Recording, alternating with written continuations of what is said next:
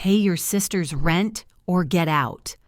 That's what my mother screamed across the long oak table at family dinner. Her voice echoed off the chandelier like a whip crack, silencing the forks mid-air still full of green beans and mashed potatoes.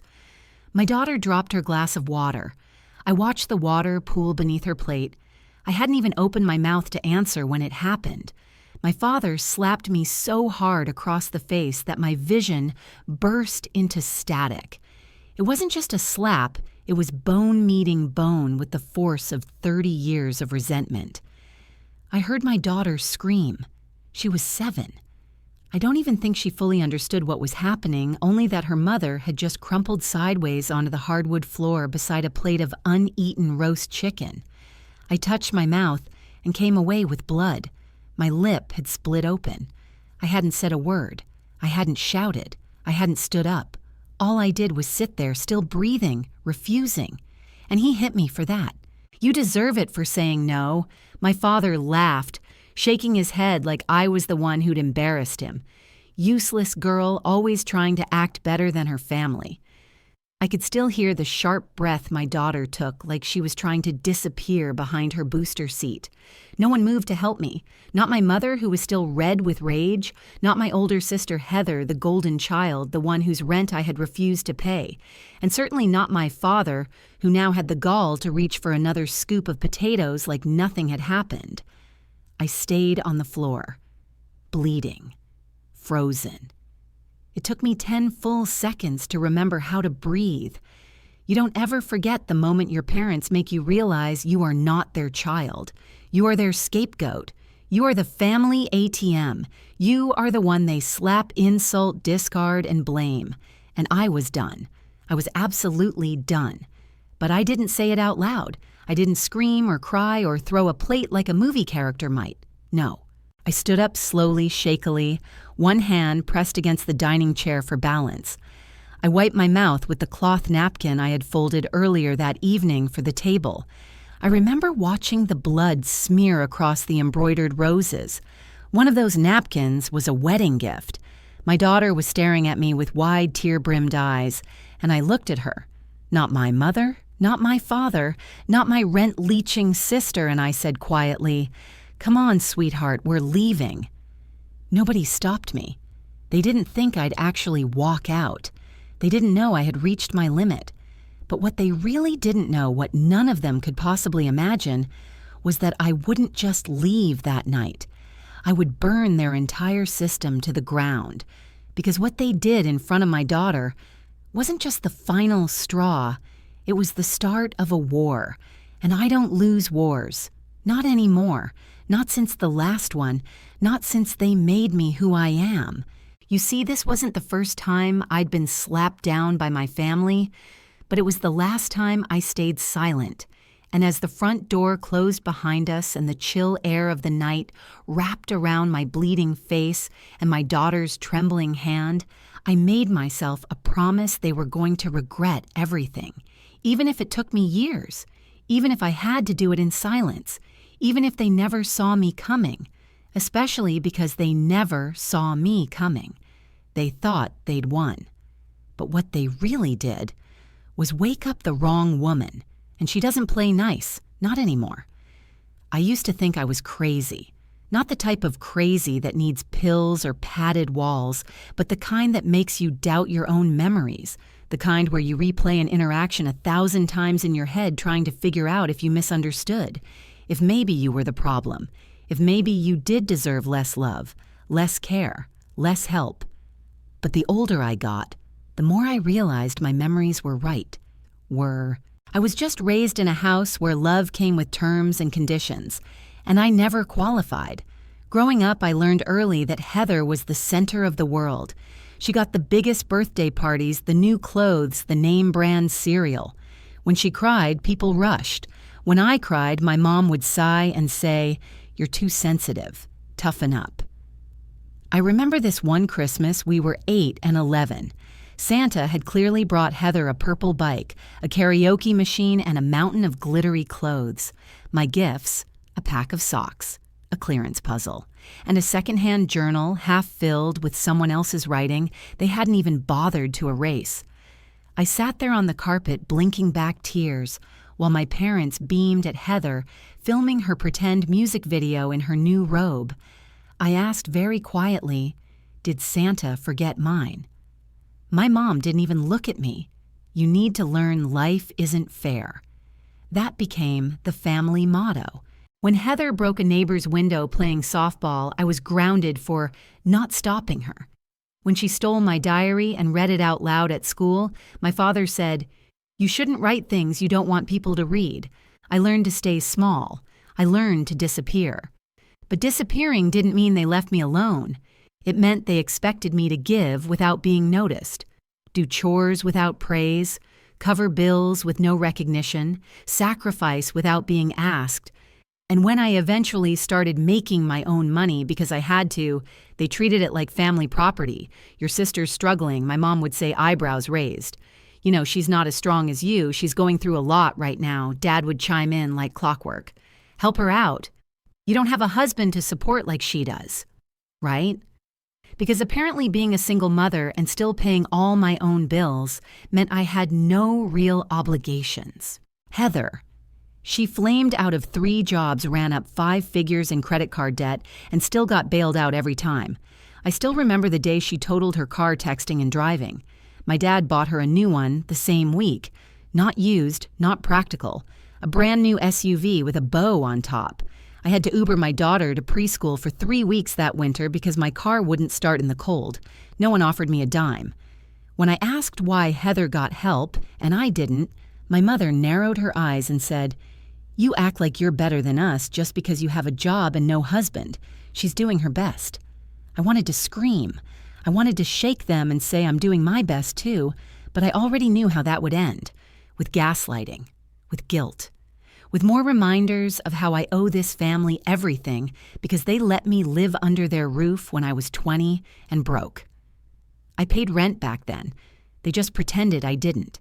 It wasn't just Heather they prioritized, it was the idea of her. The fantasy of the perfect daughter, even if it meant sacrificing the real one, me. And so I stopped asking. I stopped explaining. I built a quiet life, one payment, one sleepless night, one breath at a time. I gave up on ever being treated like a daughter, but I never gave up on protecting my daughter. That's why when they hit me in front of her, it wasn't just about the slap. It was about everything they'd ever done. Every Christmas I'd been overlooked. Every insult disguised as advice. Every time they'd told me I was too much, too cold, too serious, too selfish. Every time they looked through me like I didn't exist unless they needed money. That slap. It carried 3 decades of erasure behind it, and the second it landed, something cracked open in me. Not weakness, clarity, a new law. If they wanted war, they'd finally get one. It was supposed to be a family dinner. That's what Heather called it in the group chat, dinner, at Mom and Dad's Friday 6 p.m. Just us. Nothing fancy. I'll bring wine. I should have known something was off when I wasn't asked to bring anything. Usually, I was the designated salad and dessert mule, the reliable one. The one who always showed up early, helped set the table, kept the peace. But this time nothing. Not even a passive-aggressive reminder from Mom to dress decently. I almost didn't go, but my daughter begged me. "I want to see Aunt Heather," she chirped.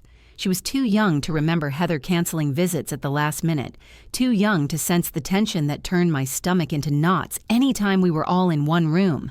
I told myself I'd survive 2 hours, smile through it, leave early if I had to. Instead, I walked into an ambush. The table was already set when we arrived. Candles lit, roast steaming, wine glasses sparkling. Mom even had the good china out the set she only used on holidays and nights when Heather brought over one of her boyfriend fiancés. They were all gone now, of course, but the pedestal remained. "Look who's finally here," Dad muttered as I stepped into the dining room, daughter in tow. He didn't smile, didn't stand, just raised an eyebrow like I was late for court. Heather beamed and pulled my daughter into a hug like she was starring in a Hallmark commercial. "There's my favorite little girl." I forced a smile, sat down, said nothing. Dinner started fine if you ignored the forced cheer in Mom's voice and Heather's smug glances. They asked me nothing about my work, my daughter's school, my life. Every topic turned back to Heather. Her new coaching business, her trauma from past relationships, her need for space and support. I should have seen it coming. Halfway through the second course, Mom cleared her throat. The room fell quiet. "We've been thinking," she said, eyes fixed on her plate. "It's time you stepped up. For the family." I froze fork in midair. Heather looked at me like a cat who'd just cornered a mouse. "My rent's going up next month. I can't cover it alone." Dad chimed in like a bad infomercial. "You've got a steady job, a good head on your shoulders, no partner to support. You can help." It wasn't a question. It was a setup. I looked at my daughter who was trying to cut her chicken without spilling her juice. I looked at my father's grizzled face, my mother's tight smile, Heather's mascara-thick eyes daring me to say no. I put down my fork, calm, controlled, no. The silence hit like a thunderclap. Mom blinked. "Excuse me," I said no. "I won't pay Heather's rent. I've got a child to raise. Bills of my own." Heather scoffed, flipping her hair. "Wow. So all that empowerment stuff was just for show, huh?" Dad stood up so fast his chair screeched against the floor. "Don't disrespect your mother." "I didn't," I said, still sitting. I just said no, and that's when Mom exploded. She slammed her hand on the table. "Pay your sister's rent or get out." The words hit harder than I expected, louder, meaner. I felt my daughter flinch beside me. Then I heard the scrape of a plate, the rush of a step, and then crack. My father's hand across my face. The force of it tipped my chair. My head struck the floor. I saw stars. My daughter screamed. Someone knocked over a glass of wine. It splashed red across the white tablecloth like blood. Heather gasped, but didn't move. Mom didn't either. I was bleeding on the floor. My face throbbed. My mouth filled with metal. I tried to push myself up, but dizziness pulled me back down. And then I heard it. Laughter. Dad's laugh. "You deserve it," he muttered for saying no. No one stopped him.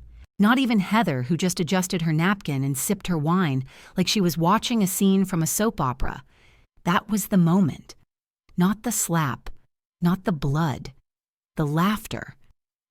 Because in that laugh, I heard the truth I had avoided my entire life. They didn't love me. They tolerated me when I was useful. They celebrated me when I sacrificed. But the second I had a boundary, a single syllable of no, I was disposable. I was bleeding, humiliated, and surrounded by people who were supposed to protect me. Instead, they sat and ate while my daughter cried beside me. I got up. I didn't yell. I didn't threaten. I took my daughter's hand and we left. And as the door closed behind me, I made a vow. They would never get another dime. Never see another smile. Never hear another apology. They had used me like a tool, like a backup generator for Heather's failures. But from that moment forward, I was no longer family. I was fire. It was nearly midnight when I pulled the car into a vacant strip mall parking lot and turned off the engine. I hadn't meant to end up there. I wasn't thinking in destinations, I was thinking in escape routes. I just drove hand clenched on the wheel, trying to focus on the road, not the pounding in my cheek or the taste of blood in my mouth. My daughter had cried herself to sleep in the back seat. Her tiny head leaned against her booster, her face slack with exhaustion and fear. I didn't have a plan. I didn't have clothes. I didn't have anywhere to go. What I had was a duffel bag with some Markers snacks and a juice box. I'd packed it for her like we were just going to dinner, and now we were homeless. Not literally, not yet, but emotionally. Spiritually, I was as untethered as a balloon in a storm. I scrolled through my phone, hands trembling, trying to find someone I could call. Not family, never again. Friends. Most had drifted away over the years, some subtly, some because of my parents' quiet sabotage. Others I hadn't let in close enough. Being the responsible one had its price. But there was one person, a former coworker, Vanessa. I hesitated, then texted, "I'm sorry to bother you this late. I'm with my daughter. We had to leave my parents' house. Can I stay on your couch for a few nights? I'll explain later. She responded within 5 minutes. Come. I'll unlock the door. No questions tonight. I cried in that car for a full 10 minutes. Not because I was weak, but because someone had said, come without demanding anything in return. Vanessa lived in a tiny third-floor walk-up, the kind of apartment that smelled like cinnamon and books and laundry soap. She didn't ask questions when she saw my swollen cheek. She just brought out extra blankets, pulled a mattress from the closet, and set up a makeshift bed for my daughter. You sleep here, she said softly, and tomorrow we talk. That first night, I couldn't sleep. Every time I closed my eyes, I heard the slap again, felt the burn in my skin, saw my daughter's terrified face. But underneath the fear was a strange calm. I was free. For the first time in my life, I didn't owe anyone an explanation. I didn't have to justify my paycheck or my schedule or why I wouldn't hand over my bank account like a family sacrifice. I didn't have to prove I was a good daughter to people who would never believe it. I stared at the ceiling, listening to the rhythmic hum of the radiator, and whispered to the dark, "You don't get to decide who I am anymore." In the morning, I took my daughter to school like nothing happened. Her backpack was still in the car. Her hair still smelled like the lavender detangler she loved. I smiled at the teacher like I hadn't just slept on a stranger's floor with a busted lip, because I refused to let my daughter carry my shame, the same way I had carried my mother's bitterness, my father's control, my sister's entitlement. No more generational poison, no more pretending. When I returned to Vanessa's place, I made 2 lists. One was titled, Things I Will Never Tolerate Again. The other, Ways to Rebuild. The first list was easy. It was full of nevers. Never let them touch me again. Never let them guilt me into giving. Never let them pretend it didn't happen. Never accept silence as an apology. Never explain my boundaries to people who mock them. Never go back. The second list was harder, because I didn't know who I was without being useful, without being the one who fixes everything, pays everything, holds everyone else up. But I was going to find out. Even if I had to do it in borrowed pajamas, even if I started at 0, even if my own family thought I was disposable. That night, I made a decision. I wasn't just walking away. I was disappearing from their map entirely, because they'd taught me how to survive, and now I was going to teach myself how to live. The first sign of life came in the form of a broken laptop. It was mine old the hinge-cracked stickers peeling off the lid from my college days. I'd nearly thrown it out 6 months ago, but something had stopped me. I told myself it might still be useful. Now sitting at Vanessa's kitchen table, surrounded by chipped mugs and unpaid bills of someone else's life, I opened it like a relic from another era. It took 10 minutes to boot up. But when the screen flickered on, I found something strange, a half-finished document I didn't remember writing. It was an outline, a parenting guide of all things, titled in all caps, Raising Her Different What I Wish I Had. I blinked at it. I didn't remember starting this. Maybe I'd typed it during a breakdown or a late night when the world felt like too much and I needed to shout into a void. But the bones were good, sharp, honest. It wasn't a guide filled with Pinterest quotes or cutesy anecdotes. It was raw, about breaking generational cycles, about teaching girls to say no without apologizing, about how to build a world where your child doesn't flinch when love raises its voice. I stared at the screen for a long time. Then I started typing. It was like opening a floodgate. Words spilled out faster than I could catch them. Pages built themselves. I wasn't writing for an audience. I was writing to remember who I was. Every chapter was a rebellion, every line a soft war cry. I worked in 30-minute bursts before school pickups after bedtime during the rare quiet moments when Vanessa went to work and the apartment held its breath. One night, Vanessa came home early and saw me at the table, eyes locked on the screen, fingers flying. "What are you doing?" she asked, sipping a takeout smoothie. I shrugged. Trying to write something I wish someone had given me when I was a kid. She leaned over, read a few lines, then whispered, "Finish it." Seriously. I hadn't planned on doing anything with it. But that night, I started researching anonymous blog platforms, ones where I could share just in case someone else out there was, where I'd been on a cold kitchen floor with a bloodied lip and a broken lineage. I launched the blog under a pseudonym. I didn't promote it, didn't link it to social media, just wrote 1 post a week, then 2. After a month, I got an email from a woman in Montana. She wrote, "I don't know who you are, but your story saved me from going back to my parents' house this weekend. I read every word with tears in my eyes. Please don't stop writing." I stared at that message until my vision blurred. Someone had heard me, and I hadn't even said my name. The next day, I bought a domain. I used my tax return to pay a designer to clean up the site. I started drafting a proper outline for a full-length guide, one that could be self-published. Nothing fancy, just mine. All while living in a borrowed apartment, wearing donated clothes, and making peanut butter sandwiches with store-brand bread. And still, there was joy. One morning, I woke up to find my daughter had drawn a picture of us. Just 2 stick figures holding hands. Over our heads, she'd written in crooked block letters, "Me and Mommy, safe." I didn't cry. I couldn't afford to. I just hugged her tighter than I ever had. Because for the first time in my life, I wasn't building to prove anything. I wasn't working to earn love. I was creating something just for us, just to break the chain, just to remind myself I wasn't crazy. I was awake, and the world was finally starting to feel like mine. 6 months later, my book went live. Not in bookstores, not in shiny aisles next to celebrity memoirs, but on a modest self-publishing platform where most people uploaded cookbooks and poetry chapbooks. I designed the cover myself, a plain cream background with a sketch of a mother and daughter holding hands, backs turned to the reader. The title was simple, "What I Wish I Knew Before Becoming Her Mother." I didn't expect anyone to care, but someone did. Then another. Then 500. Within a week, a parenting blogger shared a chapter and called it the clearest thing I've read on breaking toxic family ties without becoming bitter.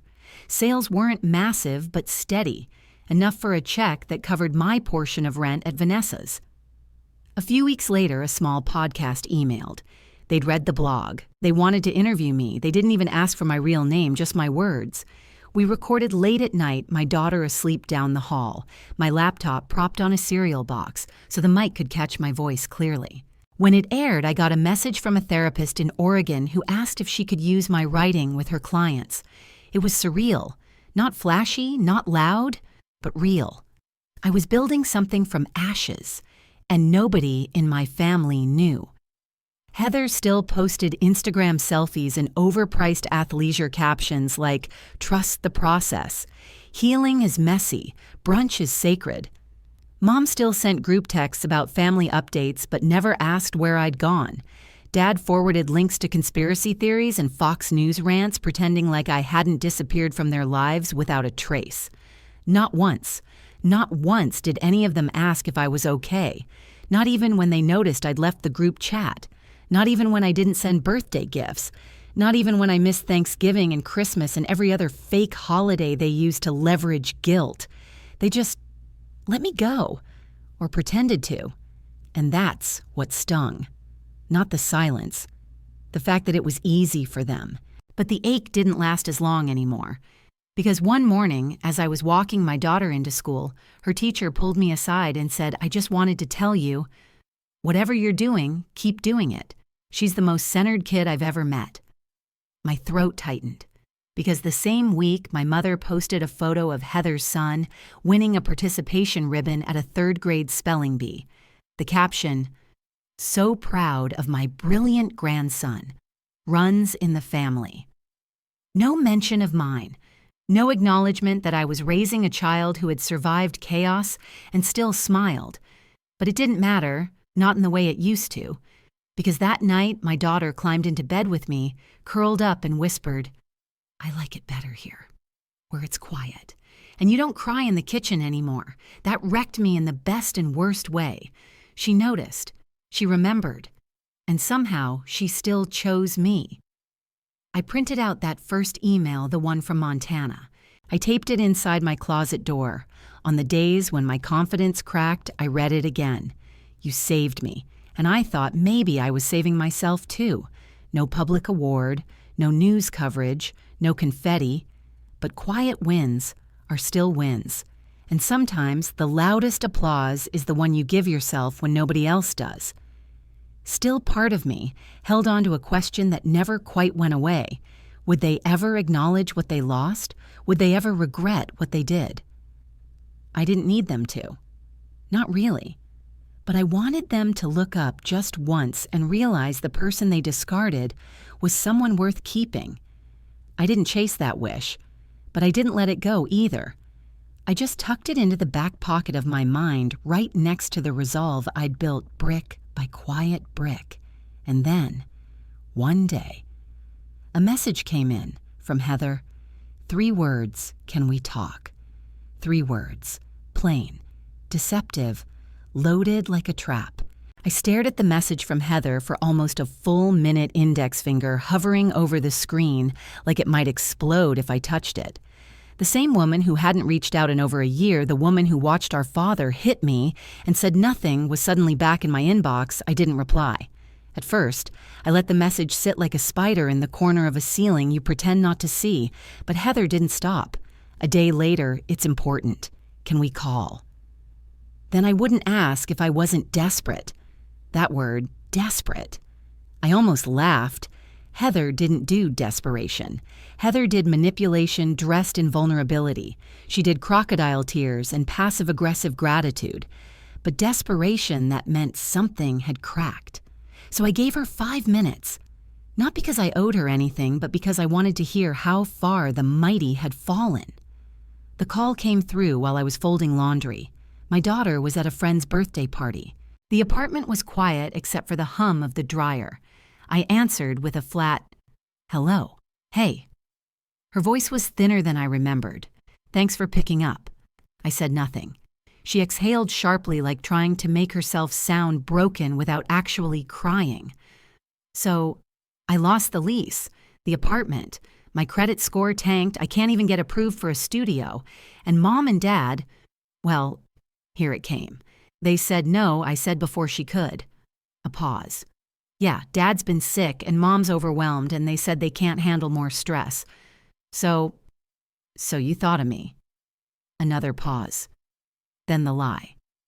"No, I mean yes, but not like that. I remembered you always had your stuff together. You always land on your feet." My mouth twisted. The same girl who once told me I was cold, uptight, and basically just a bank account with hair was now calling me a role model. She kept going. "I need a co-signer. Just for a year. I've got a job lined up. I just need someone stable enough for the paperwork. You don't even have to pay anything. Just your name. Just your name." Like my name hadn't been dragged through mud by her for years.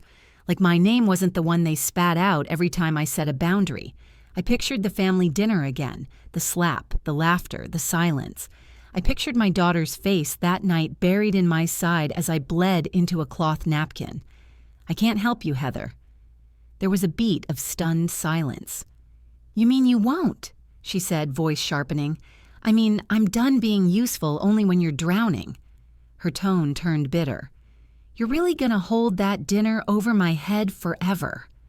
"That dinner was a funeral," I said coldly. "You just didn't realize I was burying you all." Another pause. This time longer. Then fine. Be selfish. I nearly laughed. Selfish.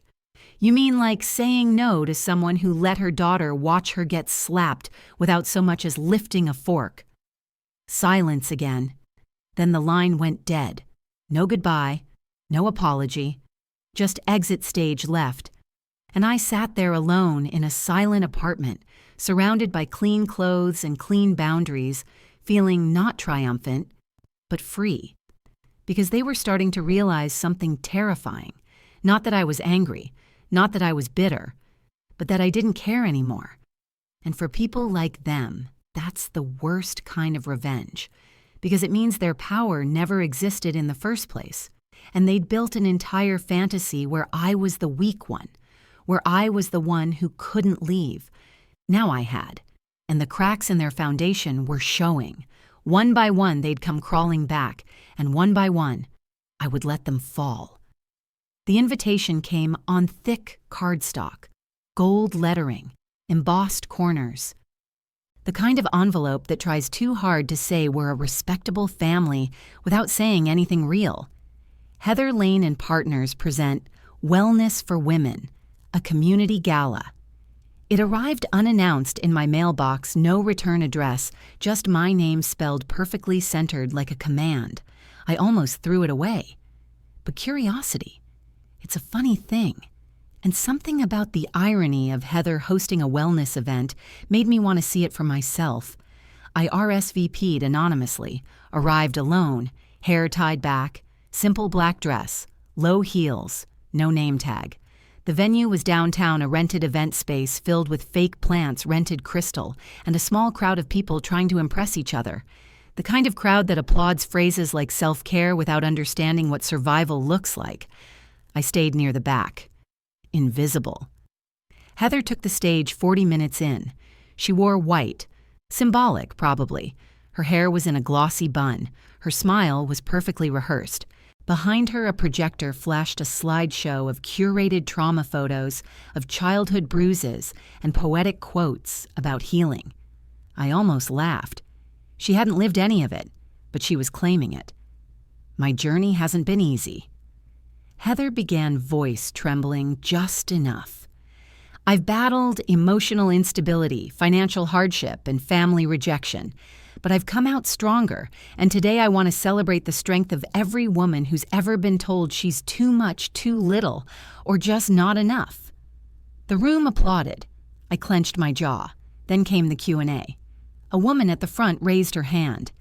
Who was your biggest supporter during the hard years?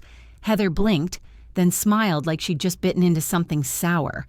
Well, family can be complicated. But my mother has always been there. My father, too. She skipped over me like I was dead. But then someone else, an older woman near the back, stood up. She held up a book. My book. I'm sorry, she said, voice calm, but aren't you the sister of the woman who wrote What I Wish I Knew Before Becoming Her Mother? Heather paled. There was a shift in the room. I didn't move, didn't blink. Heather laughed nervously. I mean, yes, but I don't really talk to her anymore. The woman raised an eyebrow. You should. She saved my daughter's life. There was a murmur, a buzz. People started whispering. Then, as if summoned by fate, one of the event organizers approached me in the back. He leaned in. Excuse me. Are you her? I nodded once. He stepped back like he'd found royalty in the janitor's closet. Would you be willing to come up? He asked. We'd be honored. We had no idea you were here. I didn't want to, but I owed it to myself and to my daughter. I walked to the front slowly. The room parted. Eyes widened. Heather's face crumbled like a dollhouse hit by an earthquake. Then dead silence. The organizer took the mic and said the words that would change everything. At family dinner, Mom screamed, "Pay your sister's rent or get out." When I refused, Dad slapped me in front of my daughter. I was bleeding on the floor. Dad laughed. You deserve it for saying no. They had no idea what I would do next. The quote flashed behind me on the screen. The room gasped. Heather dropped her wine glass, and the woman beside me whispered, "You're her." I stepped up to the mic, looked straight into the crowd, and said softly, I'm not here to sell healing. I'm here because surviving in silence doesn't mean you're weak. It means you were strong when no one clapped. Then I stepped down, walked out, left Heather frozen under the spotlight she'd stolen, and never looked back. By Monday morning, the clip had gone viral. Not the whole speech, just the part where the quote appeared on the screen. At family dinner, Mom screamed, "Pay your sister's rent or get out." When I refused, Dad slapped me in front of my daughter. It circulated on Instagram Reels, TikTok duets, parenting subreddits. Someone added piano music behind it. Another edited a slow zoom into Heather's frozen face as the quote played. By Tuesday, a parenting podcast with 1 million followers reposted it with the caption, "Sometimes the scapegoat is the one holding the entire house up." By Wednesday, I had 6 emails from women's organizations asking me to speak. I didn't reply, but Heather did. Her Instagram went dark for a day, then came back up comments disabled. I heard from Vanessa that some women in Heather's coaching group had started asking questions, wondering why their founder had never mentioned a sister, why her journey felt suspiciously borrowed.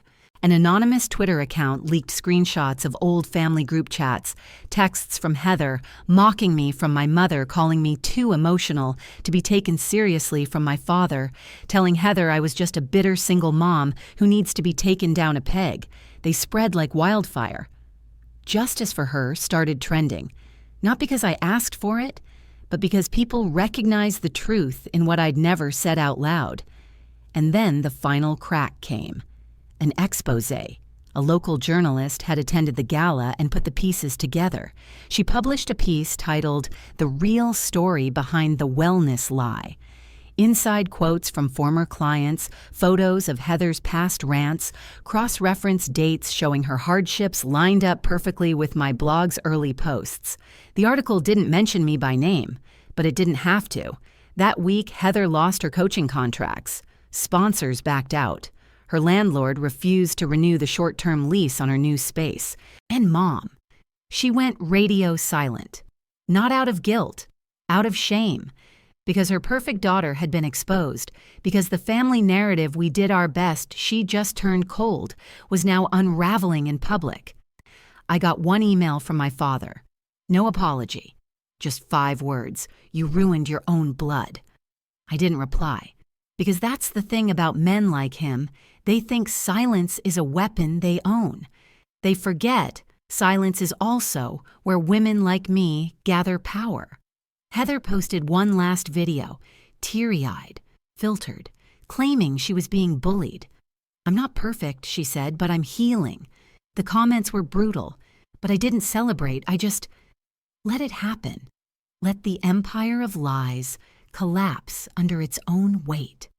Because justice doesn't always look like courtrooms and confessions. Sometimes it looks like absence, like not answering the phone, like standing so far above the noise that the people who once screamed in your face can't even reach your shadow. And when Vanessa showed me a forum thread where strangers were dissecting Heather's downfall, asking, "Where is the sister now?" I just smiled, because I wasn't watching to be seen. I was watching to be done. And now I was. They built their lives on the lie that I would always come back, always forgive, always fund the dream. But now they were learning what it felt like to be cut off, not just financially, existentially. The woman they dismissed. She didn't just walk away. She became someone they could never claim again. It's quiet now. Not the kind of quiet that used to make me uneasy, the silence after a slammed door, the breathless hush before an argument erupted. This is different, softer, whole. On Sunday mornings, my daughter and I make waffles from scratch. Not because anyone's coming over, not because we're performing perfect motherhood for Facebook, but because we like the smell, because we deserve sweetness that doesn't come with strings attached. Our apartment is small but light-filled. There are potted plants on every windowsill, each one thriving in ways I didn't know plants or people could. My favorite sits on the kitchen counter, a tiny pothos in a cracked ceramic mug. I found it at a garage sale on one of the hardest days. The woman selling it said, "It's hardy. Even when neglected, it grows." I held on to that. Each morning I water it. Each morning I water me. I work from home now, freelance editing, occasional guest articles, and still writing for the blog. My name isn't a secret anymore, but it's not a spotlight either. It's just mine. Mine to shape. Mine to choose how it appears in the world. The book sells modestly. A second edition is in the works. But none of that matters as much as the messages I still get. Mothers, daughters, even sons. People saying, "You put words to things I lived through." There's a power in being known by strangers when your own family refuse to see you. And yet, I don't need the recognition anymore. Not in the same way, because I'm not chasing proof that I'm worthy. I'm just living like I already know it. Sometimes I walk past mirrors and don't flinch, not because I think I'm beautiful, but because I no longer look for damage. I see a woman, not a wound, and my daughter. She laughs more now. She's loud, silly, unafraid to take up space. She dances in the living room with messy hair and socks that don't match. She draws pictures of us at parks, in libraries, on road trips, to places we haven't been but dream of. In all her pictures, I'm smiling. Not once does she draw me crying in the kitchen. Sometimes, late at night, I sit on the floor with a cup of tea and just listen. To nothing. To everything. To the truth that there is no longer anyone in my life who can hurt me without permission. I used to think healing would feel like fireworks, but it doesn't. It feels like deep breaths, like unclenched fists, like finally going to bed without rehearsing tomorrow's defense. A few days ago, I got a letter in the mail from my mother. Just one sentence. "We still think you overreacted, but you're welcome back if you're ready to be civil." I smiled, tore it in half, and fed it to the compost bin. Even garbage can serve a purpose, just not in the way they intended. Because I'm not going back, not to the house, not to the role, not to the version of myself who begged to be believed. I believe me now. I believe in mornings like this sunlight pouring in through cheap blinds, my daughter humming in the next room, and the steady rhythm of a life no longer built around pleasing ghosts. They're still out there, I'm sure, telling their version of things, painting me as cold, ungrateful, distant. Let them. That version of me no longer exists, and neither do the chains they once wrapped around my voice, because peace isn't about forgetting what happened. It's about knowing it can never happen again. There's something I never told anyone, not Vanessa, not the podcast hosts, not even the readers who begged me for behind-the-scenes details. I recorded that dinner, not on purpose at first. It was an accident, sort of. You see, my phone was in my coat pocket, and I'd forgotten to stop the voice memo I'd been using earlier that day to draft ideas for the book.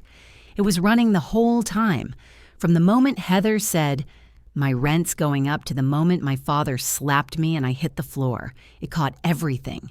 The wine glass, the silence, the laughter, the exact tone of my mother's voice when she screamed, "Pay your sister's rent or get out." I found the recording a week later during one of those nights when I couldn't sleep and was scrolling mindlessly, trying not to fall into old spirals. It was like finding a buried landmine, except instead of fear, I felt a cold clarity settle into my bones. Proof. I didn't use it right away, didn't even listen to the whole thing for a while. Just knowing it existed was enough to keep me grounded. A talisman against gaslighting, a weapon I didn't need to draw to know it was there. But as I began to write more, to speak out, to slowly let go of the silence that had stitched itself around my childhood, I realized something. I wasn't keeping the recording because I wanted revenge. I was keeping it because a part of me still thought, maybe, just maybe, one day I'd need to remind myself that it happened, because that's what abuse does. It makes you doubt your own pain, even after the bruises fade. Even after the books and applause and viral quotes, there's still a voice, quiet, traitorous, that whispers, maybe it wasn't that bad, maybe you were too sensitive, but then I press play, and I hear it, my own daughter's scream, and the slap, and my father's laugh, and I remember it was real. That's the twist no one talks about. Healing isn't a straight line, it's a spiral. You return to the same wounds, not to reopen them, but to understand them with stronger hands. I've never played the recording for anyone. I never will. It's not leverage, it's legacy. A record not of who they were, but of who I chose not to become. And that's the thing, isn't it? They tried to make me small, but I recorded the moment they failed. Without knowing it, I documented the exact second my silence died, and my voice was born. And I carry that with me, not out of spite, but as a reminder that truth doesn't need to scream. It just needs to endure. I don't know if my parents will ever change. I don't know if Heather will ever tell the truth, and maybe it doesn't matter anymore, because I did something they never expected. I stopped needing their apology to heal. I used to believe closure came from confrontation. That one day they'd sit across from me, look me in the eye, and finally say the words I deserved to hear. We were wrong. We're sorry. You didn't deserve any of it. But I don't wait for that anymore. Instead, I make my own closure. Every time I choose peace over performance, every time I parent my daughter with the gentleness I never received, every time I say no without guilt and yes without fear, and build a life that makes room for joy, not just survival. That's the real revenge, not the viral clip, not the book sales, not even the fall of the golden child. The real revenge is becoming someone I would have needed when I was little and giving that version of myself a home inside this life I built. People say forgiveness is freedom, but I think boundaries are freedom. Forgiveness is a gift, but boundaries, they're the gate. And mine is locked tight. With no forwarding address, the past doesn't get to dictate my future anymore. Not their stories, not their shame. Not their version of events wrapped in nostalgia and denial. I used to ask, why didn't they love me the way I needed? Now I ask, why did I stay so long hoping they would? I don't have a perfect answer, but I do have a new one. Because when my daughter comes home from school and tells me she stood up for a friend, or when she curls up next to me and says, "You always make me feel safe," I realize something. I broke the chain. I didn't pass the pain down. I planted something different, and it's growing. Maybe quiet, maybe slow, but real. So if you're reading this or hearing it, and you've been the scapegoat, the forgotten one, the giver who never received, you are not alone. You are not crazy. You are not broken. You are simply someone who saw the truth earlier than the rest. And that truth, it's a gift, even when it hurts, even when it isolates you. Because the truth is what saves you, every single time. So tell me, have you ever walked away from the people who were supposed to protect you just to finally protect yourself? I'll be here, reading every word, quietly cheering you on, because I know what it means to leave the table where love was never served. And I promise you, there's another table out there, one you'll build with your own hands, and this time everyone at it will know your name.